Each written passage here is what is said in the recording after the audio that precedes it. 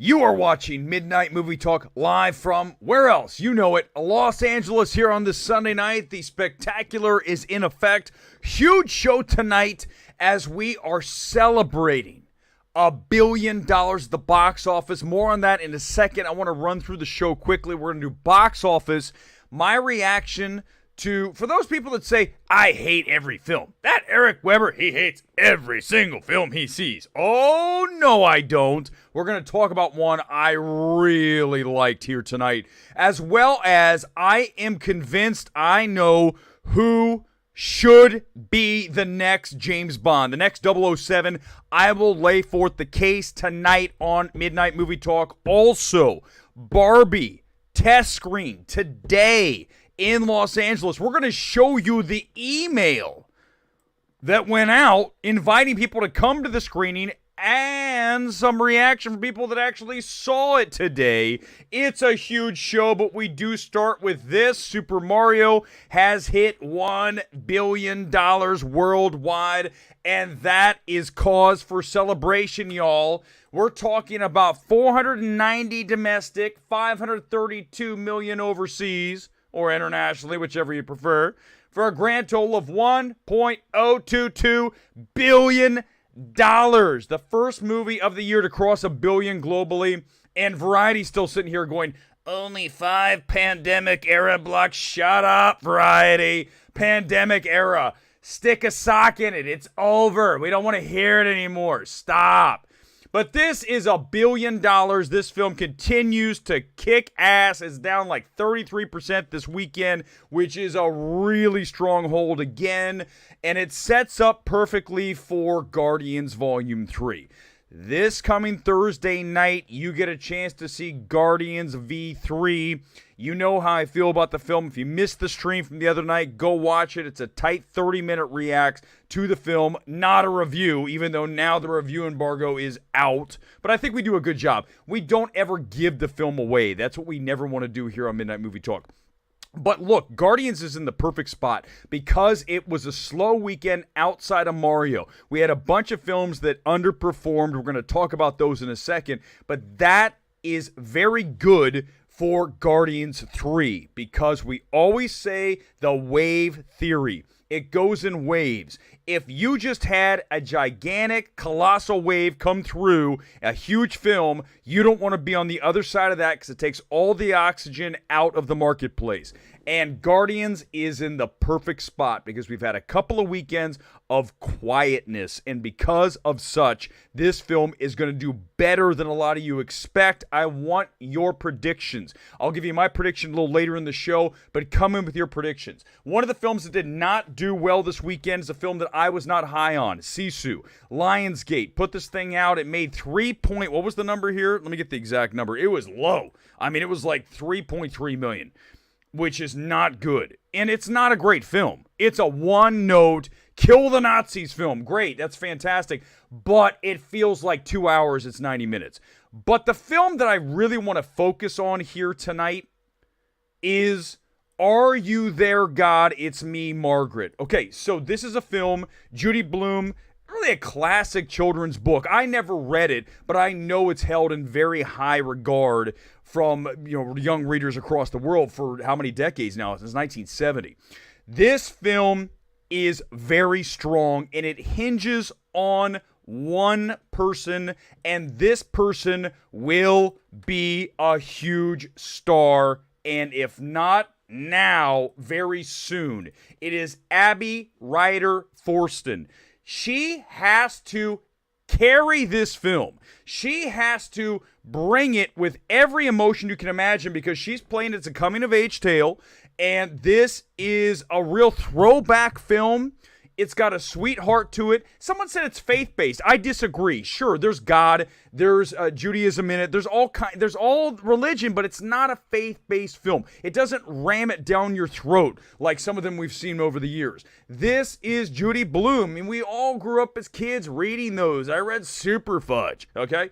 This is a performance that I love by Abby Ryder Fortson. And I'm telling you here now, don't be surprised if you see her thrown around at the end of the year in Best Actress discussions. That's how good it is. I don't care if she's a young actress. This is great stuff. And everybody here, it's not just Abby, everyone in this film is really on point. I mean, everybody from Rachel McAdams, Kathy Bates, and then you have, is it Benny Safdie? Did I get it right? Please, I got it right. It's Benny Safdie, not Josh. Benny's in this.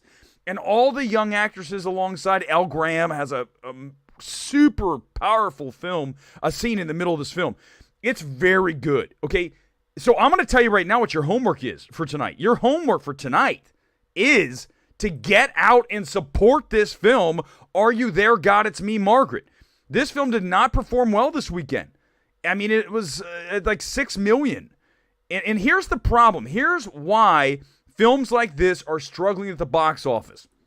Because you need to protect these films with theatrical windows, okay? Here comes the speech from Erick. Get ready, everybody.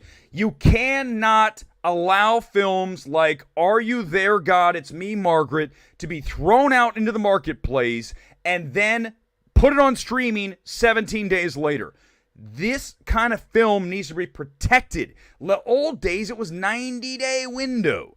I'm asking for 45. Can we do 45? I think that's fair. That's half. Because here's why.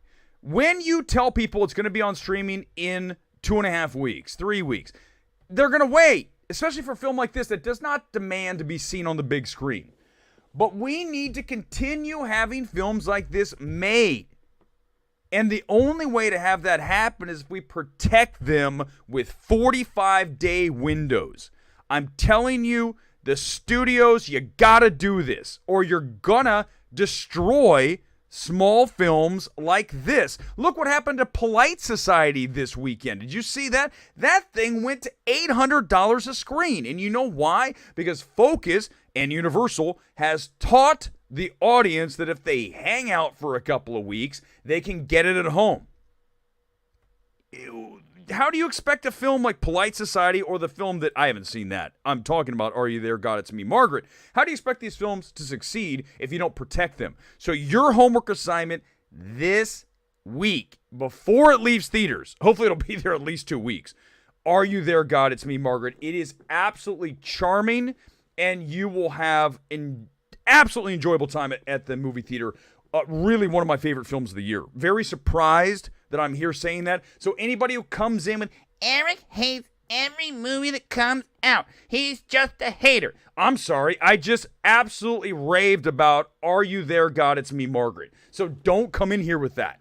Now, before we get some comments, I'm going to roll right into this. I also saw Carmen. Carmen's a very small film. It's on Sony Pictures Classic. You may or may not have even heard of this thing. The reason you've heard of it is Paul Mescal's in it, okay? Yes, Paul Mescal from one of my favorite movies of the year you might have heard, After Sun last year, my number 2 film of 2022. Paul Mescal, and guess who else? Yes, Melissa Barrera. If you want to see it, just go watch for Melissa Barrera alone. I could watch her just sit there for an hour and a half, do nothing but just stare at the camera. She is drop dead, right? I mean, if you Scream 6, the movie's terrible. But Melissa Barrera's in it, so we're good. I remember watching In the Heights, and I'm like, who's that? I like Melissa Barrera. Here's the thing about the film. It's directed by Benjamin Millepied, who, if you don't know, I was sitting there going, why do I know that name? He's married to Natalie Portman. It's his feature debut. It's very dreamy. It's almost surrealist. It's not really based in reality. It's technically based on an opera, but it's a weird film. It's very much of an A24-ish kind of, really experimental-ish. I'm not going to say it's as far out there as some people will say. I think Carmen is accessible. What I like about this film is that it takes chances. The director here, Benjamin Millepied, impresses me. And Paul Mescal, this is my big takeaway from Carmen. This is one of the big topics here tonight. I know who should be 007. There is no question, after watching, of all films, Carmen, our next 007 is Paul Mescal. That is who it's going to be. And the reason is he's obviously British, Irish, whatever. Fine. He's got the English accent.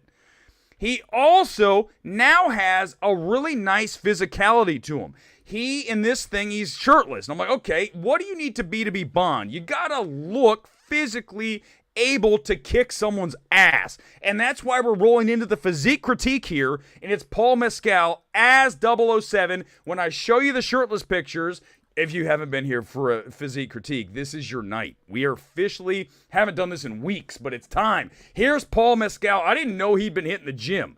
This guy looks great. And let me tell you the parallels here. When I watch Carmen and I see this guy's he's hitting the weights, okay? He looks good. But remember, how did Daniel Craig land 007? He landed it through layer cake. I'm telling you now, if you watch layer cake, you see James Bond. You see where that spark lit and he became the next 007. This is Paul Mescal. When I watch him in Carmen, he's got to be this bare knuckles fighter, shirtless. I go, that's 007. This needs to happen. Give me a thumbs up if you agree. Forget Richard Madden. That guy's boring as hell. Dude does nothing for me. You can't even pay me to watch that god. I've heard it's absolutely unwatchable. The Russo brothers Amazon thing with him. He does not have it. If anyone does not have it, it is Richard Madden. You know who does have it? Paul. Paul Mescal is your next 007. Bank it. Book it. Go put all the money on it. It's going to happen. Comments in a second. I want to get through all of the stuff, and then we're going to go comments. We're just going to rapid fire through the front end of this show, and we're going to get to the stuff that matters, and this is big. This is Barbie test screen today. Are you guys ready? I'm going to show you the email that invited people to see Barbie today. Where? Get ready. In Northridge. A little bit north of LA. Of course, you guys may or may not remember the Northridge earthquake of, 94? I moved out here right after that in 95. And I moved back out. I moved in and out of LA like over so many years. But I'm back. I'm not leaving right now. At least not today. Barbie, look at this. Sunday today, right? April 30th, Northridge. By accepting the offer, you agree not to talk about this event or post it. Hold on. But it doesn't matter. It's already over. It's already over. So I'm not breaking anything. Everyone knows a test screen today. But this is what you're getting. Warner Brothers, let me explain something to you before you freak out. Warner Brothers, if you're watching the stream right now, just hear me out. All I'm doing right now is hyping your film. Do not get angry at me for saying that this thing test screen and I'm showing people what it is.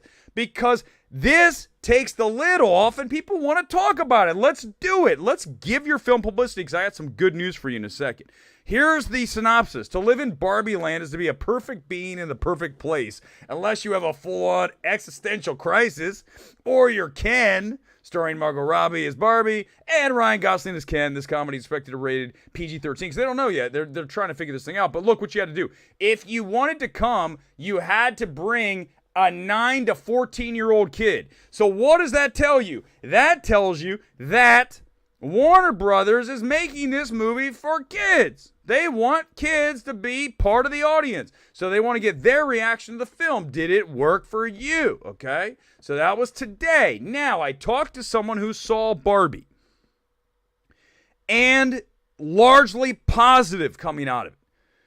Said the ending wasn't a huge fan of, but a lot of things worked in it. Now, what's interesting is when I hear the ending didn't work, that's why they do test screenings. Because they're going to show the ending they showed today, right? At the screening, north of LA and Northridge. Then they're going to show it again, maybe this week. I don't have the next one. I can find that out. I'll figure it out. But the point is you're going to show a different ending in the next one. Maybe you show the same ending again this week. Next week, you're going to try out ending number 2. And you're going to see which one tested higher. And then you're going to go back in, you're going to talk about Noah will, along with Greta, obviously, the writers and the director and Greta, they're going to talk about which one works better. This is what the audience said. They get all the piles of all the papers saying this is what worked and what didn't work, and that's what's going to happen. So right now, they are in the process of shaping this film that's due out in only, about 2 months or so. So they're in the home stretch. They got to get this right. So now that it's test screening, you can change that last little bit on it, get rid of the stuff that works, or, that keep the stuff that works and get rid of the stuff that doesn't work, change the ending, all that. All right, guys, that is how we do it. We rolled through everything. Now it's your turn. Actually, I have something else, but we'll save it because I have held the comments. If you want to get in, you got to do a super chat, guys. I'm telling you, I need to have a producer who pushes comments for me. And by the way, I'm going to be unlike all of the award publications that have people writing for them and don't admit that they don't pay people. I'm going to tell you straight up, you're getting $0 for this. Zero. Until this show starts bringing in major cash, which probably is never going to happen. But you have the prestige of pushing comment buttons.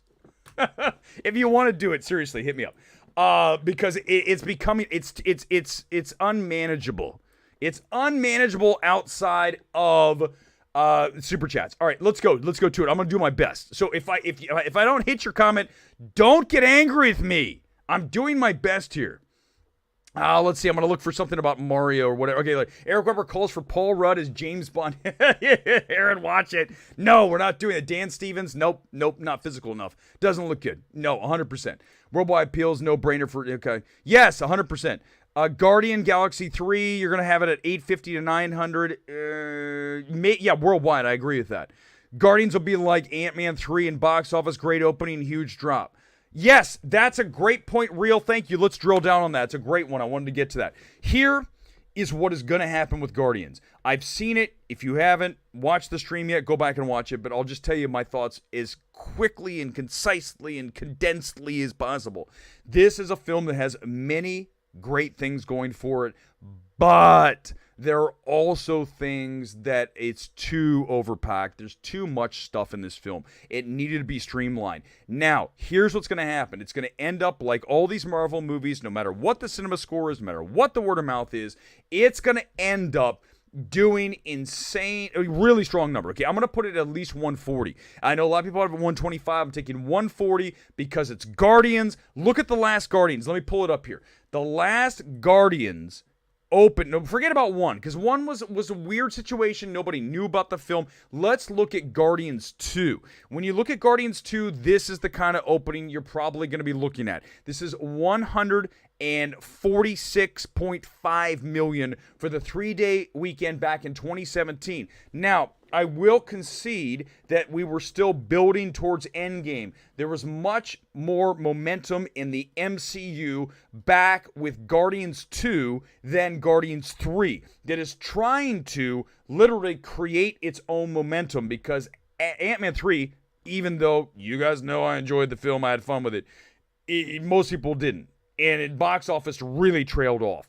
So right now you're trying to basically create from scratch the return to that MCU. Oh my God, I got to see this film. That feverish, got to run out and see it right now. And if any film can do it, it's Guardians 3, because people love these characters. This is the Guardians. This is not Ant-Man. Guardians are bigger than Thor, right? I think we can all agree on that. So right now we're looking at least, I don't see, how can this not get to at least 146? Now here's another reason, because we just saw Mario at $1 billion. The box office is there for the right film. It will pop.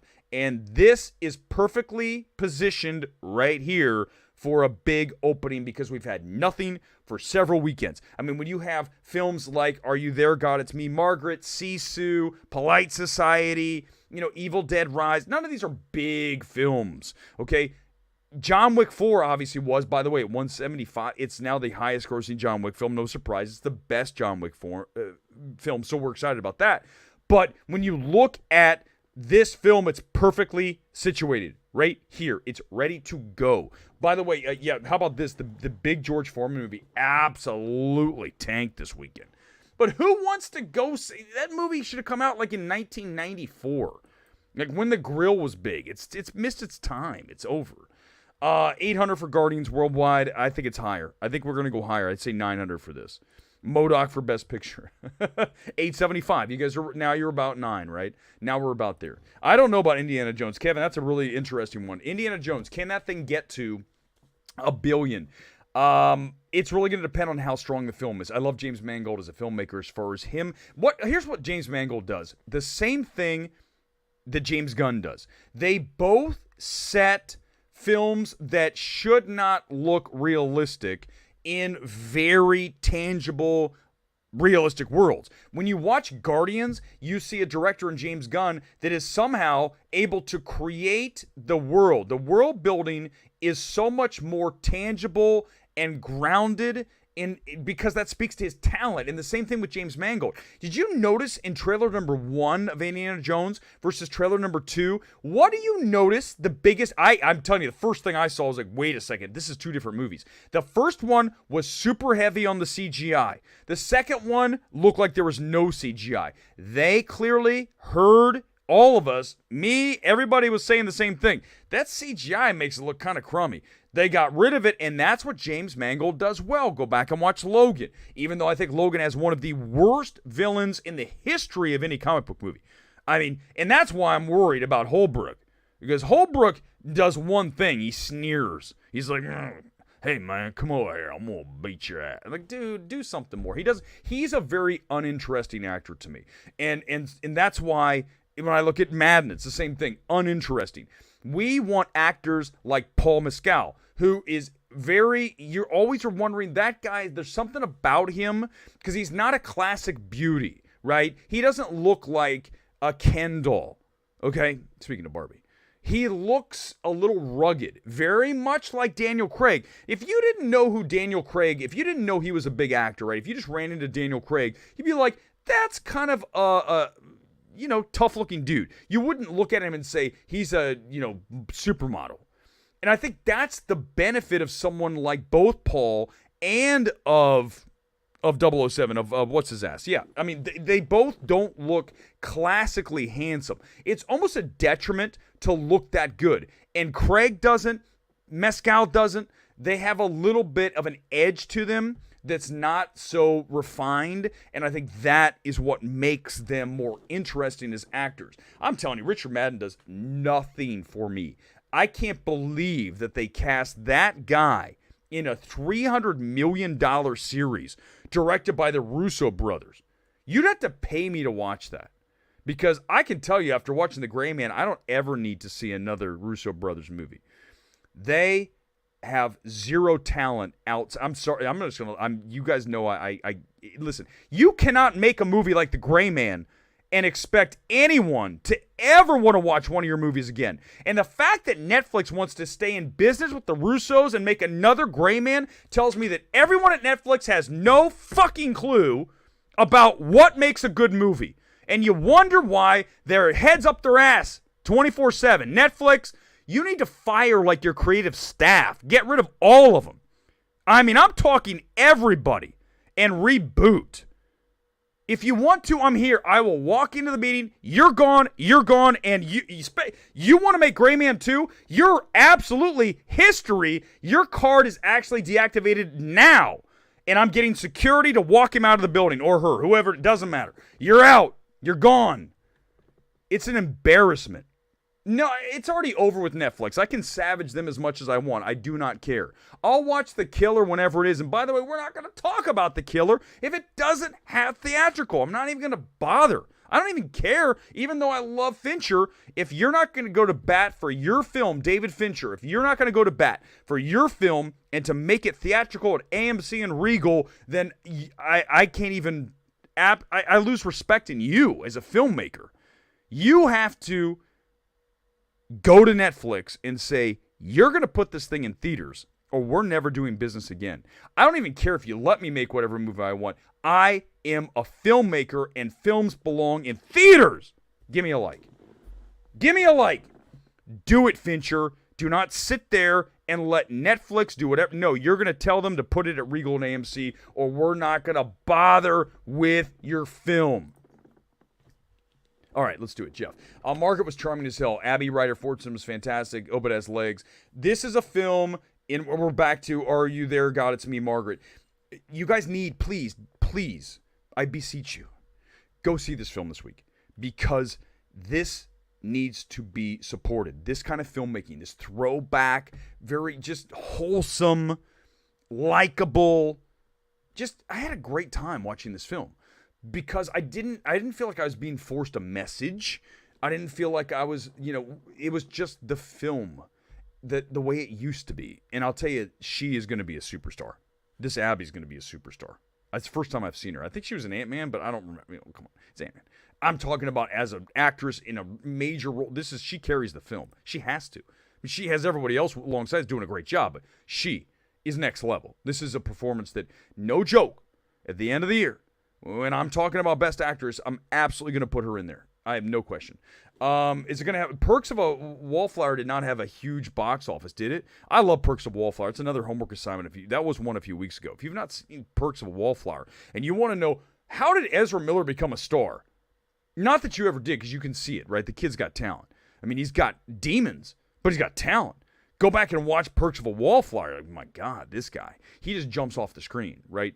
Whenever you have that Julia Roberts Mystic Pizza, when you watch somebody, and in this case, Are You There, God? It's Me, Margaret, Abby, boom, jumps off the screen. This is a star.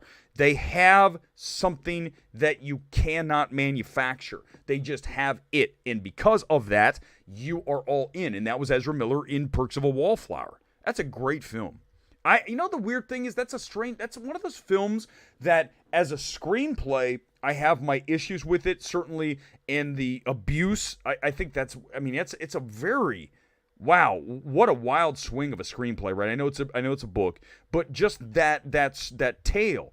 So I think that when I first watched it, I didn't appreciate it, but now that I go back and I've seen it multiple times, I like the film more and more every time. And just the camaraderie of those kids, the misfits. I mean, it's just a great, and I think this film does the same thing. Are You There, God? It's Me, Margaret. The exact same thing. These girls, the chemistry between the four of them, and every single person in this film, this is an ensemble film. This is a very strong ensemble film. Sisu... Listen, Sisu's okay, Patrick. It's okay, but it's not. It wasn't.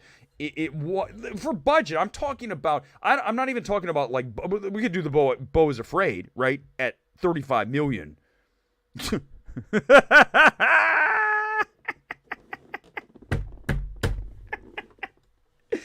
Oh my God! I still can't believe A24 gave him $35 million for that movie, dude. You talk about firing everybody. How do you not fire whoever said yes to Ari Aster at $35 million for that film? Oh, hold on. I got a comment. I wanted to thank you. For those of you who come into the YouTube comments, you entertain me, and I'm going to, hold on. I got to dig it up. This was great. The other day, I just started looking at my comments. Where is it? Come on. Where's my comments? Damn it. There's no easy way to find this. There was a comment from one of the viewers that was like, yeah, it was terrible. I was looking for somebody that was telling the truth about this film, that it is borderline, if not unwatchable. And that's what makes the videos like Scream 6 and Beau's Afraid. And, well, I mean, Sisu is such a small film. But when people go watch a film and they go, that wasn't that good. In fact, actually, I'm angry.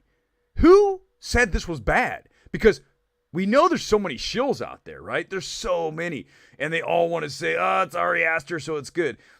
Let's just stop for a moment. I know we've done this before, but I'm going to do it one more time and really emphasize this.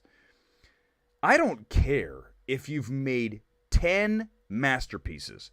Your 11th film is starting from a 0 point. We are not starting at 95 because you've had 10 masterpieces in a row.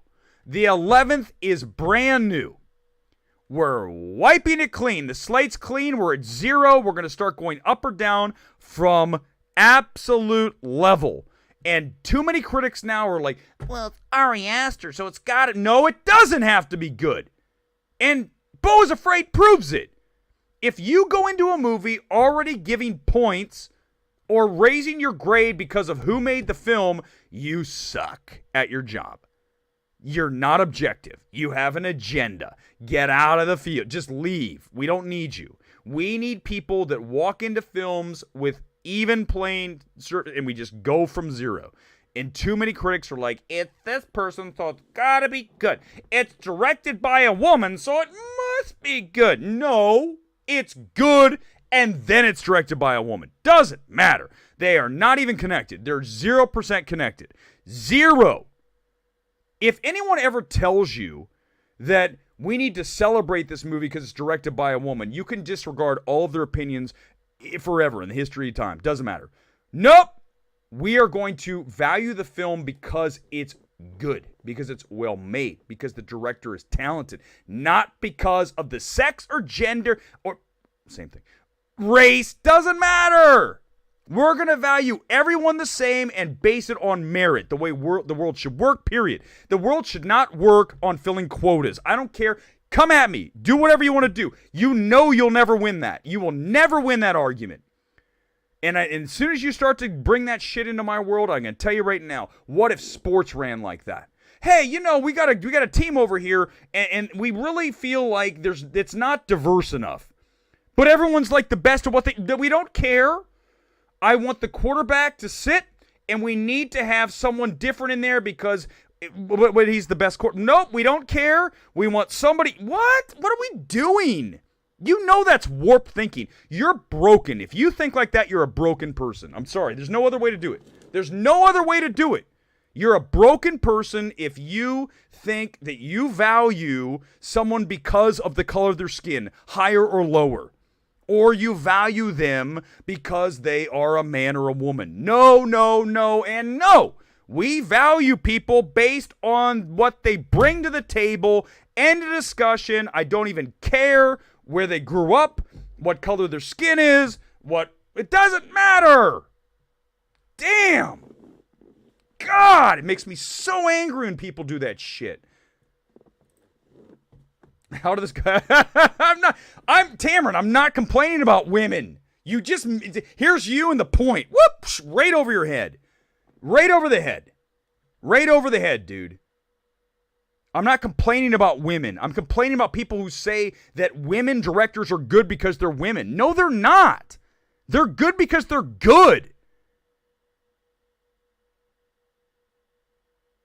There's no other way to look at it. Don't tell me I'm 100% right. That's why I get so furious, because there's no other way to look at it.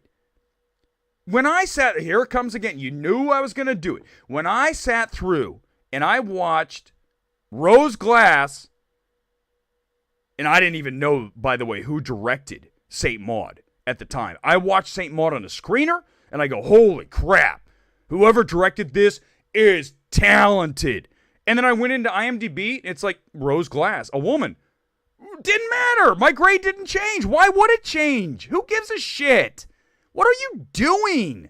I read one time someone said, we need to value this because... No, we don't. If you read someone that says that, just know that they're a broken person. We don't do that, man. Why is my generation the only one who knows how to just value people based on the person, not about what they look like? Or no one gives a crap. You're good people. I've never in my life said I want to hang out with someone because they look like this. What the hell is that shit? It's just stupid. You're lame. I don't even want to talk to you if you're that person. Lame. Says the white guy. Says the white guy. Shut up. Okay, rant over. God, I can't. You guys know whenever I do that, but I'm 100% right. No one's ever come in and said, what? Nope. No one's ever said. Are you excited for the Flash trailer? I didn't see the new one. I don't want to see the new Flash trailer. You know why? Because I want to see the movie. Don't make me watch it. I'll see it when I have to. Oh my God. I want someone to cut all that out and use it. I don't give a shit. Because you know what are they going to say to me? Other than, here's the comment. Says the white guy. Says the white guy. Who's gotten handed... Yeah, my life, I've gotten everything handed to me because I'm a white guy. Everything. That's why I drive my Ferrari around. Give me a break, you guys. This is embarrassing. It's so stupid. It's such a lame. Man, God, those people are so lame, man. Respect people for who they are. Merit over skin color and gender. I'm 24 and I know it. Solomon, whoever raised you right. That's exactly how I was raised by my parents. No, there's no discussion ever of anyone that was different colored skin, different. It didn't matter. They were people. Human. We're all people. Yeah, Cameron, of course they didn't. Cameron's already, he's drawing my ire multiple times here tonight. Of course they didn't, but that's what they would say if they all of a sudden heard that clip. Look at the white guy go off. I apologize for my fellow millennials, most of whom are embarrassing. Thank you, Johnny. We accept that. Generation X. Yeah, exactly, Ari. That's just like, Cameron, you're annoying me. I'm putting you in timeout. Cameron, you're in timeout. Where is the button? Someone put Cameron. I need a thing. Put user in timeout. You're in timeout. That's it, Cameron. You're in timeout. Exactly. That's it. The white guy liked Ant-Man 3. Oh my God. Can we get this back on top? Hold on. Let me see. I think I might have missed a super chat. Thank you for the super chats, by the way. That's the story of MMT. There he goes, Weber, going off on some random tangent. So what? We did the top of the show had everything you need. If you need more, we can keep going. That's what the show's going to go. We always go an hour on Sunday night. That's the long show. So we give you the good stuff off the top, and then we delve into a bunch of random shit by the end. And at the end, I'll probably be doing MMT gets freaky. I don't know. Whatever. Yeah. Okay, let's see. Latest comments. Who wants to be the people that put Brandon in timeout, or Cameron? Who wants that job? Rantman 3, that's me. Oh my God. Guys, I just can't. No, seriously. I just need someone. Can someone in the comments please come in? Can someone come in and tell me what? No, I'm definitely not. Dog catcher, I'd be driving a Ferrari if I were anything in relation to the grills, okay? Let me tell you right now. That would make my life a lot easier. I wouldn't be here on a Sunday night No, I would still do this and ranting and raving, but I'd be doing it in my multi-million-dollar mansion up on the hill, driving my multiple Ferraris around town. Okay? So, no, I'm not.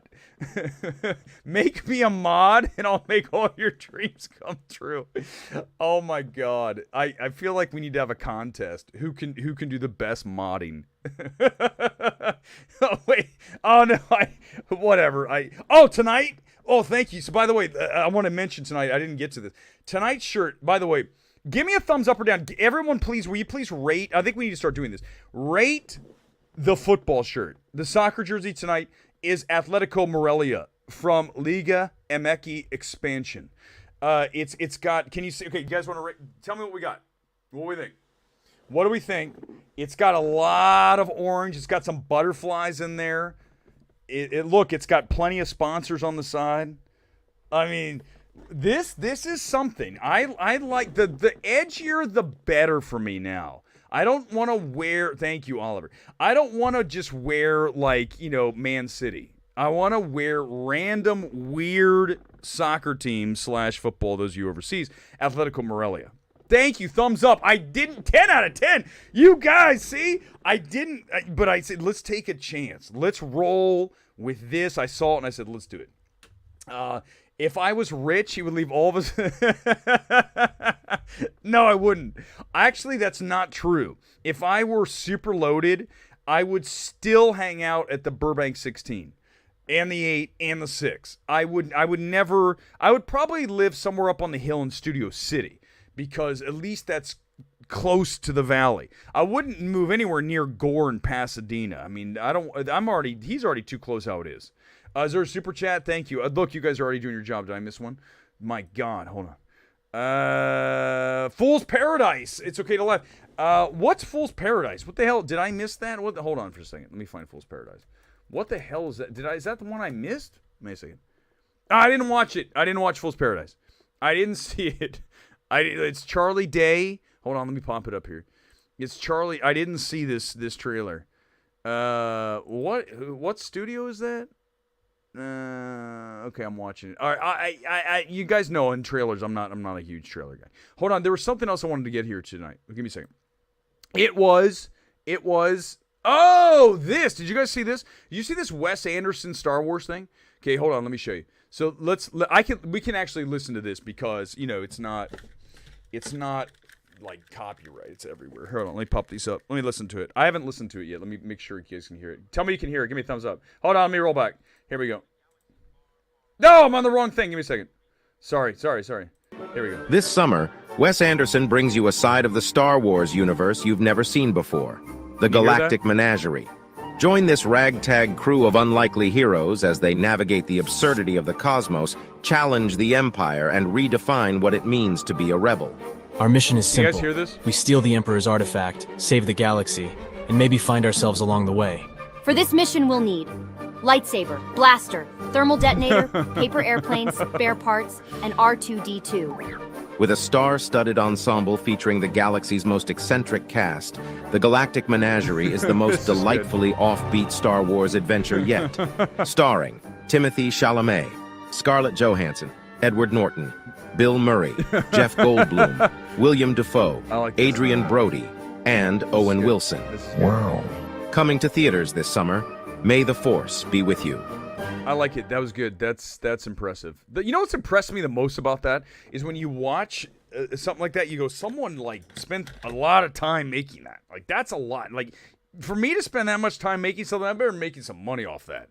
Until I see Aussie shirts, Eric, I do have one. In fact, Brett, for that, I will dig out my Sydney FC shirt for a stream coming up here soon. I promise you get Sydney FC. I also have Western United, and I believe I have.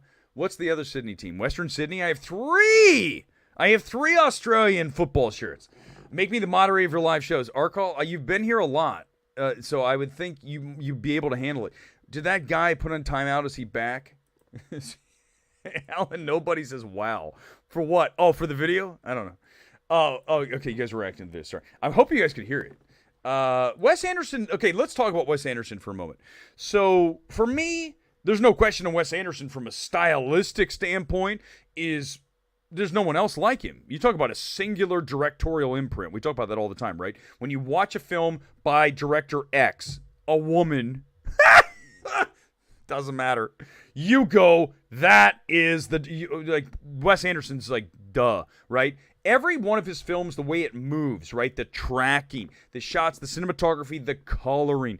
My God, how beautiful does Asteroid City look? Just to sit there, even if the movie, it doesn't really emotionally hit me, or a lot of times the laughs aren't there, like, it's an offbeat, quirky style, right? We know that.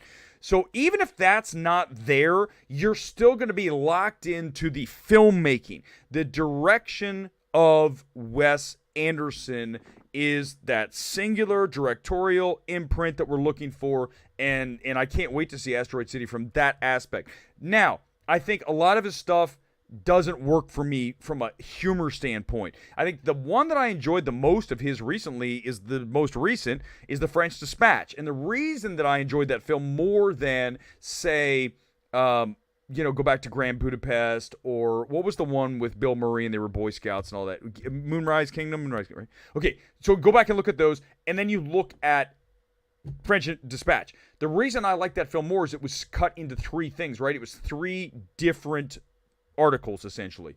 So you had three different short stories with, stuff in between. So it's an anthology, or whatever the hell the name of that thing is. So anyhow, it's good. And the reason it's good is because you don't spend too much time in each one of the individual things. So I think when you get stuck in one situation, like Asteroid City is going to be, then that could be a problem. But you're always going to get this is a good one, real. Wes Anderson looks like a Jolly Rancher was a person. The coloring, right? I mean, the world building of Wes Anderson is, it's got to be, if it's not like top three, whatever he builds, the world that he builds is always super, obviously just colorful and just very pleasurable to watch.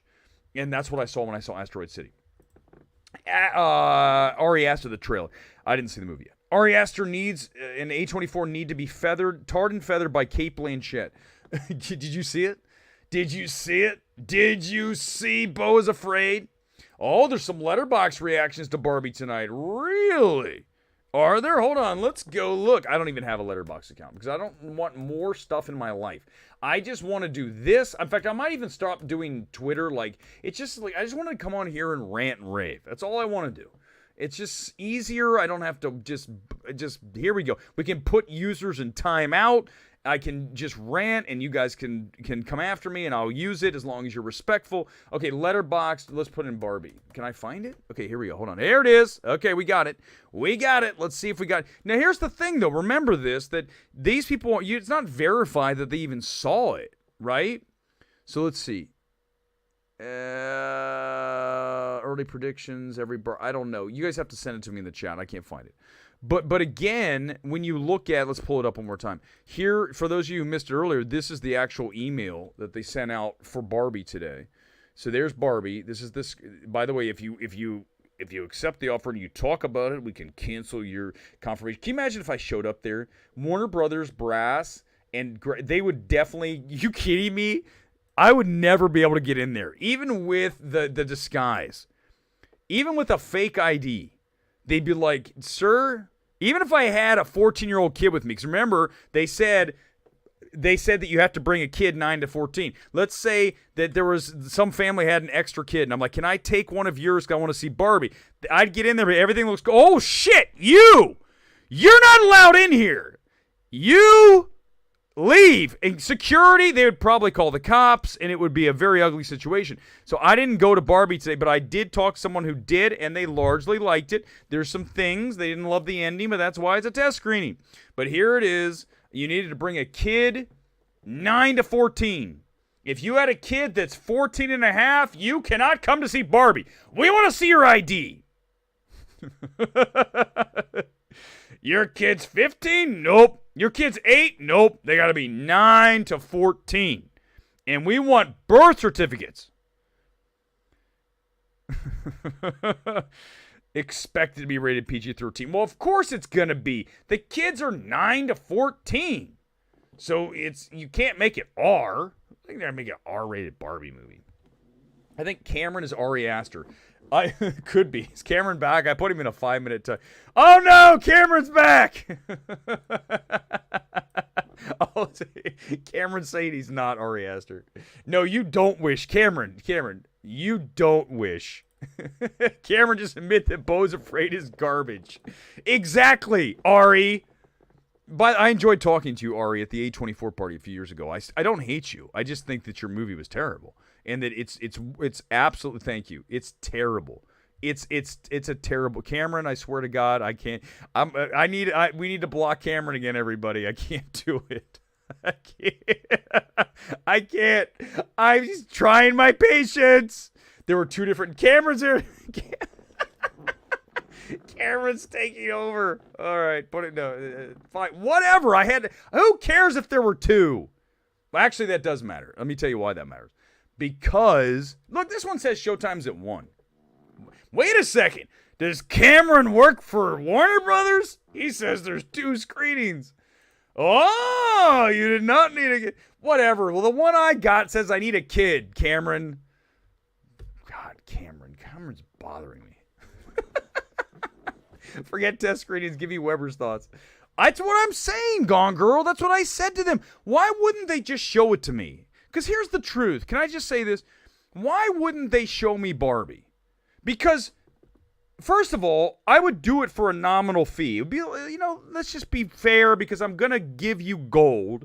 So I'm going to say at least $5K. Give me $5K, which is nothing. $5K is nothing for me to fix your film ahead of time. Warner Brothers, I can bike up to the lot. You know I'm very close.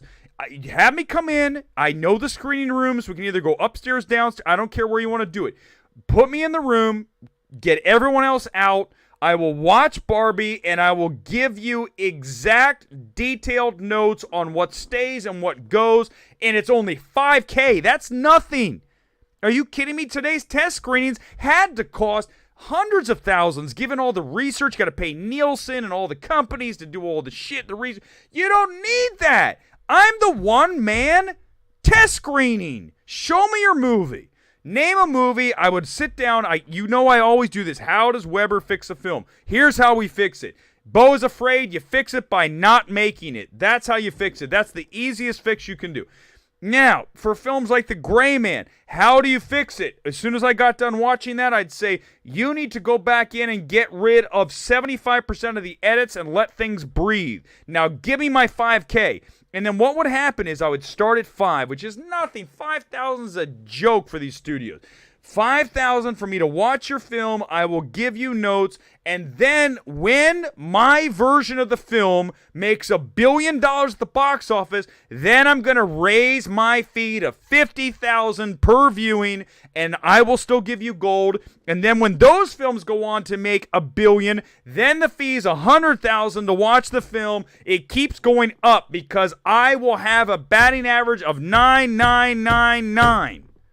I might have missed on something like Ant-Man 3, but that's the only one. That's the only one. The rest of them are a grand slam. It's out of here. $100,000 is nothing. I'm offering $5,000, Warner Bros. $5,000. It's nothing. Touch up the bits that have no... Listen, but give me a thumbs up, guys. Give me a thumbs up if you think that that's a good investment for Warner Brothers. Because I will send them, clip this, and I will send it to Warner. I have all the emails. I will send it to Warner Brothers. If you guys come in the comments right now, tell me, is $5,000 for me to watch Barbie and give Greta and Noah exact notes on the film that they should release? Is that worth a measly $5,000? That's a joke. That's the best money that Warner Brothers ever spent. Ever. Oh, Gore's in the chat. Good God. Is that a thumbs down? Gore, you've even said that I'm really good at evaluating films. He won't admit it here. He's told me that no one's better than you. I think that's his exact words. Gore said, no one is better than you, Eric. I won't admit that out loud in public, but I will tell you in private that no one is stronger than you at identifying and evaluating films. You didn't get Ant-Man 3 wrong. People complain. Exactly! Thank you, superhero movies. Gold star for you. People complain too damn much. The only thing wrong with Ant-Man 3 was the ending. The ending needed a rewrite. Yes, but the movie's fun. The movie's fun. Is Gore drunk? I don't know. 56 people. That's all right. You leave me, Patrick. I swear to God, you're going to go into timeout, Patrick. Even though it's a hellaciously funny comment. Screw you guys. I don't even care. They don't even care anymore. This is only for one reason, to come on here and rant and rave about things. Such as Barbie. $5,000 is nothing. For a student film, I'll do it for free, Max. I'll do it for free for you. Because I need to get my name out there. I need to get my name out there. And I will get real opinion. I swear to God, you're going in timeout. I listen. I'll do it for free, Max. Direct message me on Twitter, and I will. How long is it? If it's long, I might charge you a few dollars. But if it's a short, it's easy. I will tell you right now. Every single time, I will tell you how to make it better. I haven't watched Gore's brand new doc. It's called Attack the Doc. Right? Attack the Doc. I have not seen it yet. But when I watch it, I'm going to give Gore direct notes. Everyone go out and watch Attack of the Doc. Well, hold on. Where is he pimping it in here? He's pimping it somewhere. I missed a super chat. Fan casting Heat 2. Oscar Isaac is Al Pacino. Colin Farrell is De Niro. Austin Butler, Val Kilmer, and Michael Shannon. I like all of those. Michael Shannon's great. Michael Shannon's so good. I can't wait. You kidding me? The prequel for Heat? One of the best movies ever. I love Heat. I mean, it's L.A., right? If you're an L.A. person, you love Heat. You love Collateral. You love Michael Mann.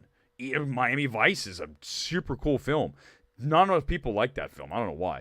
Who's PG-13? I don't know. I have no idea. It's not going to be PG because it's Greta Gerwig and Noah Baumbach. But guys, listen, seriously. 5,000, how to make, okay, let's start right here. Whiplash. How do you make, Whiplash. I have not watched Midsummer in a very long time. But what's my first note going to be on a movie that's 2 hours and 45 minutes that tells the tale of a cult, essentially? Granted, loss. It's about, right? I get it.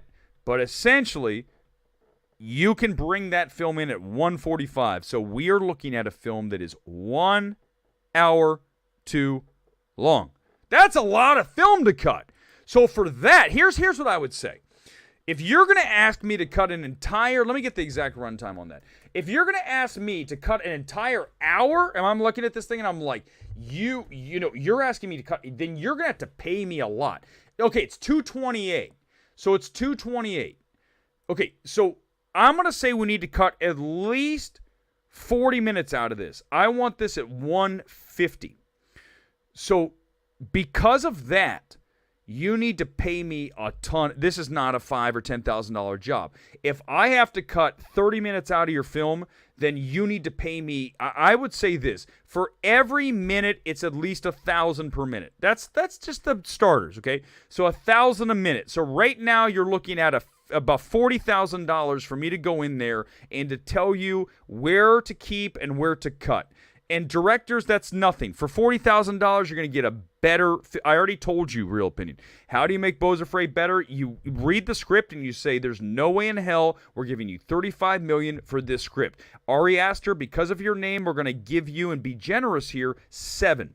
We're going to give you 1/5 the budget you wanted. Go make the film, but that's all you get, $7 million. And he's like, "We can't do it." Well, then guess what? You're not going to make the film, because I'm going to take the other $28 million and I'm going to make 3 great films out of that.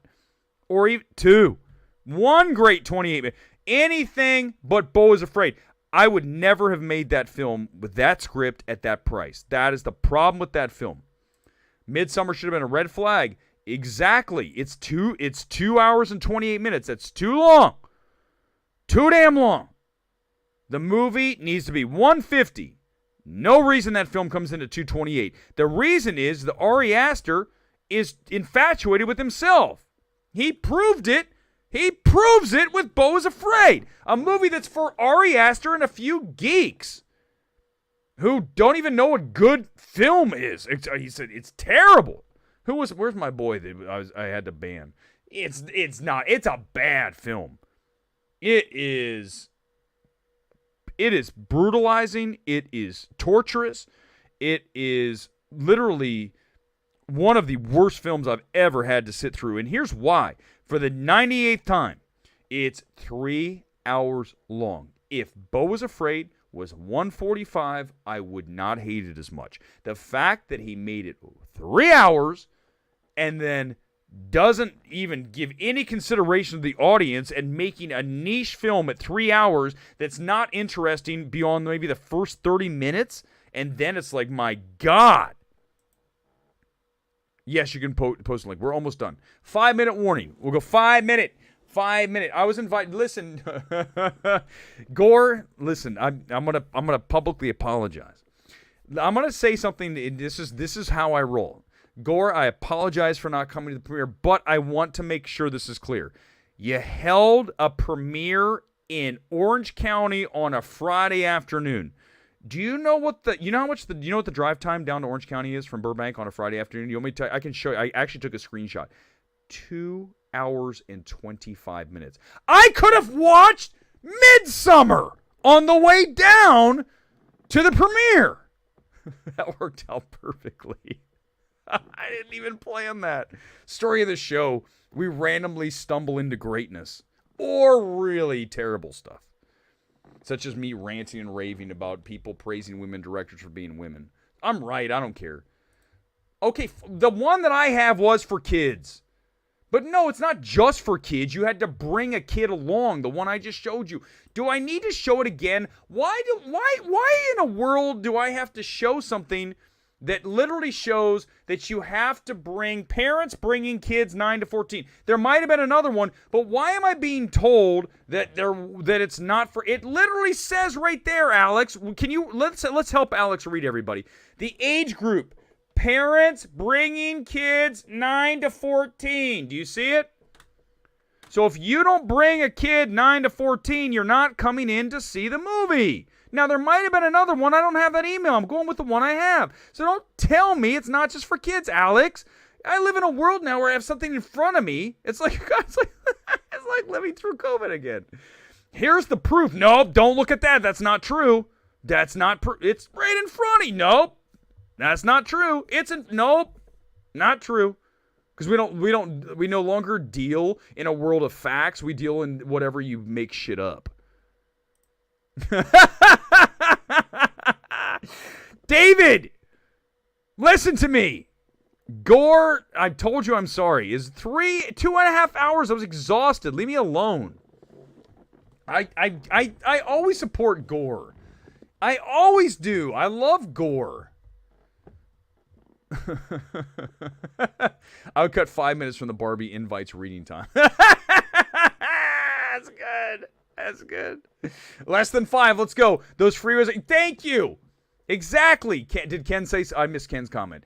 It's Orange County on a Friday. Thank you. Thank you, Ken Murray.